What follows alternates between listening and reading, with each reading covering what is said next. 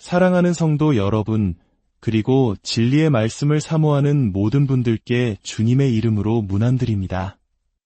오늘 우리는 예수님께서 우리에게 남기신 수많은 비유 가운데 특히 마지막 때를 살아가는 우리 마음에 깊은 울림을 주는 한 가지 이야기를 나누고자 합니다. 이 말씀을 듣기 전에 만약 이 메시지를 통해 하나님의 은혜를 느끼신다면 구독과 좋아요를 통해 이 빛을 더 널리 퍼뜨리는 일에 동참해 주시길 부탁드립니다. 여러분의 작은 섬김이 누군가에게는 새로운 희망의 등불이 될 수 있습니다. 이 채널을 통해 주님의 사랑을 전하는 모든 분들의 삶 위에 하나님의 크신 축복이 함께하기를 간절히 기도합니다.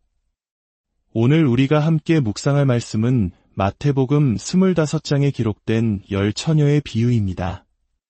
많은 분들이 이야기를 잘 알고 계시겠지만 우리는 오늘 이 비유의 진정한 의미, 즉 신랑 되신 주님과의 친밀함의 기름을 준비하는 것에 대해 깊이 파고 들어가 보려 합니다.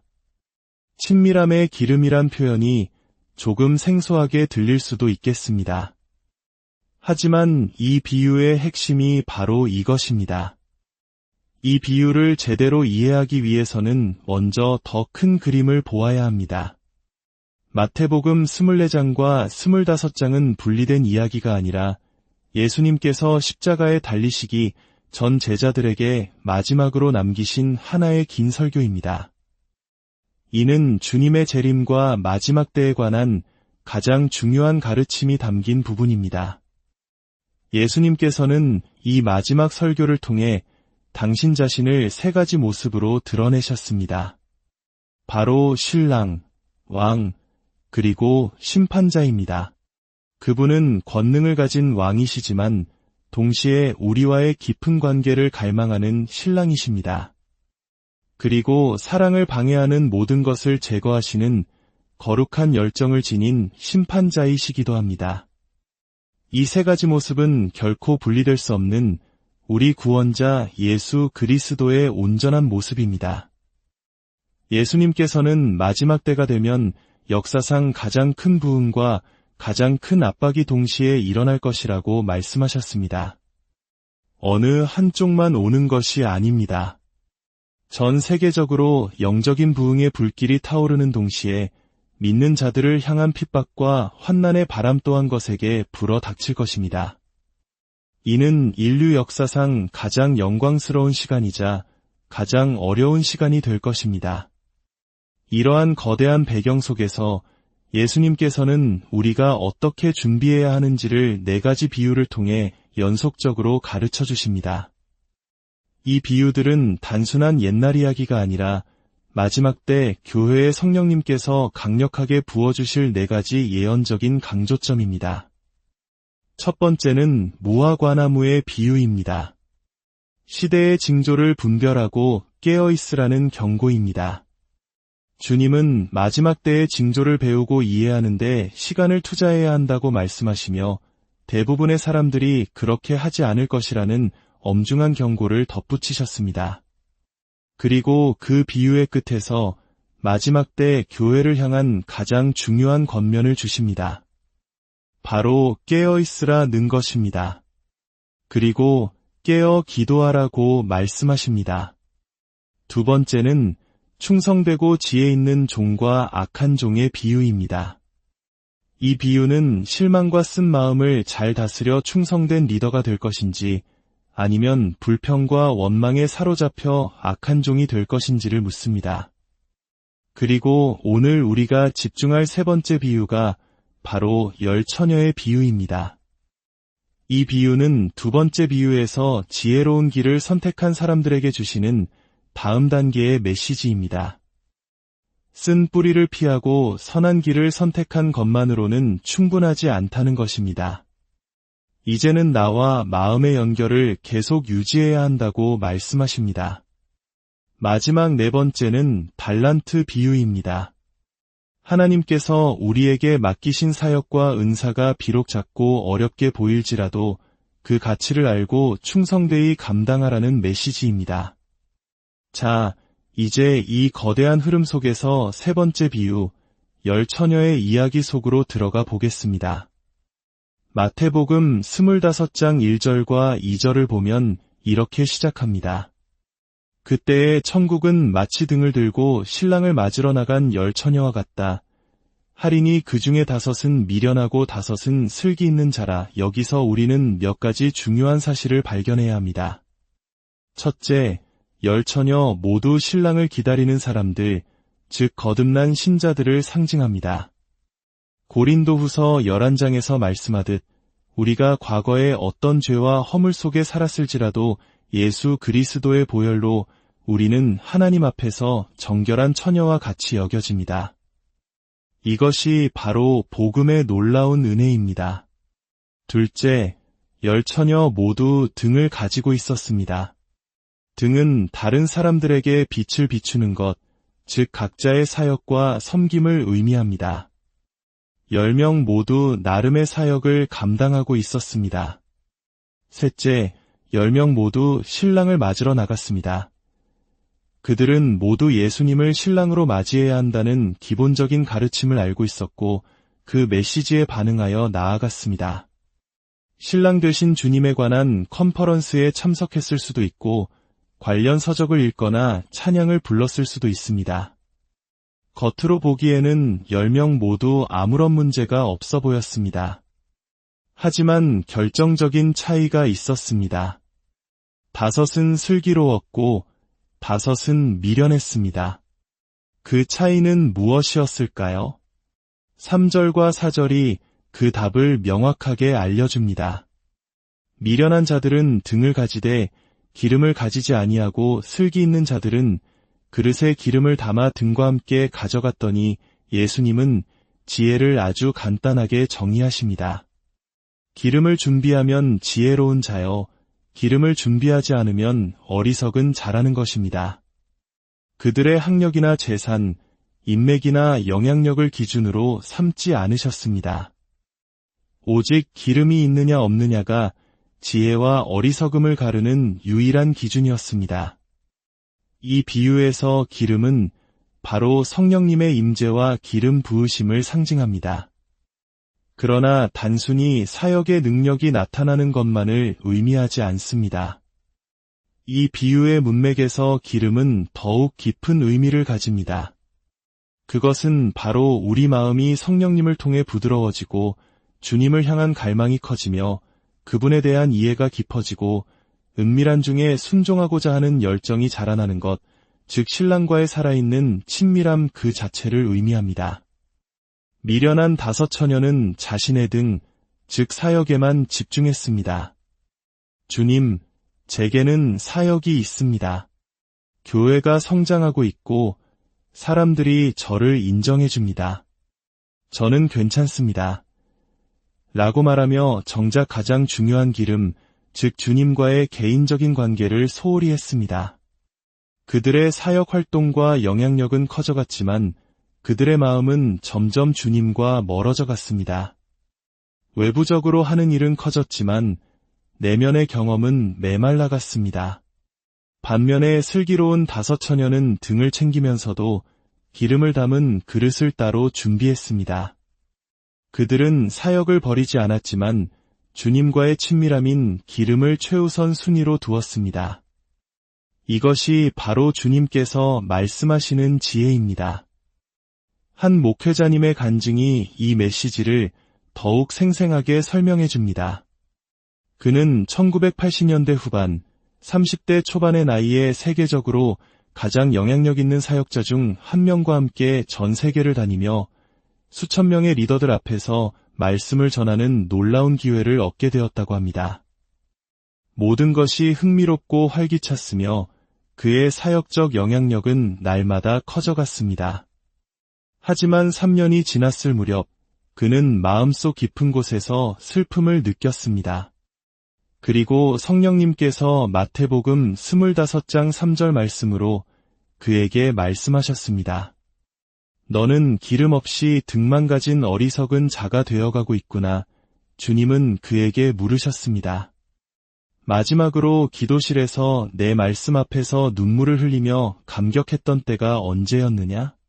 마지막으로 너의 마음이 나의 사랑으로 부드러워졌던 때가 언제였느냐? 그는 충격에 빠졌습니다.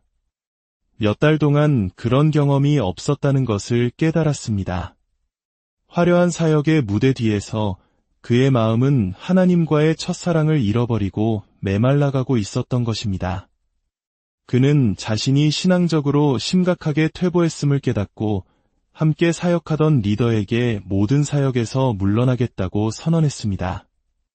그리고 집으로 돌아가 리더십 팀에게 이렇게 고백했습니다. 저는 퇴보했습니다. 우리가 조용히 주님 앞에 앉아 있을 때 우리 마음이 더 이상 움직이지 않는다면 그것이 바로 퇴보한 것입니다.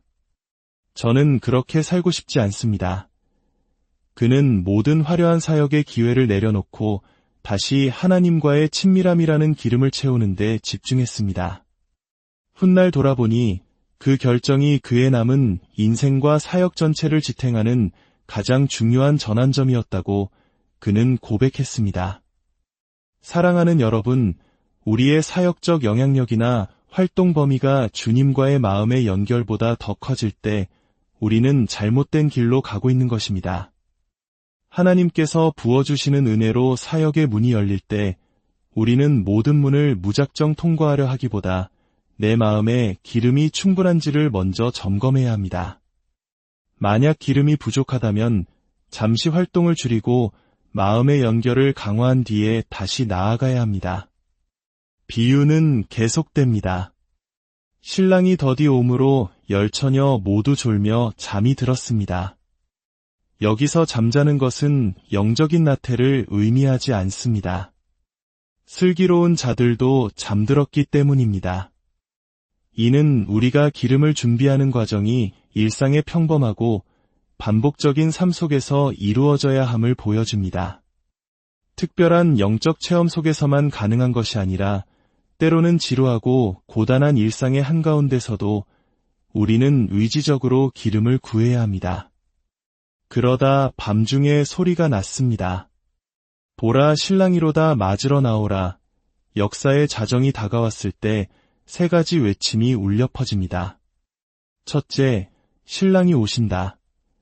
이것은 단순히 심판주가 오신다는 두려운 소식이 아니라 우리를 사랑하시는 신랑이 오신다는 기쁨의 소식입니다. 둘째, 오시는 그분은 바로 신랑이십니다.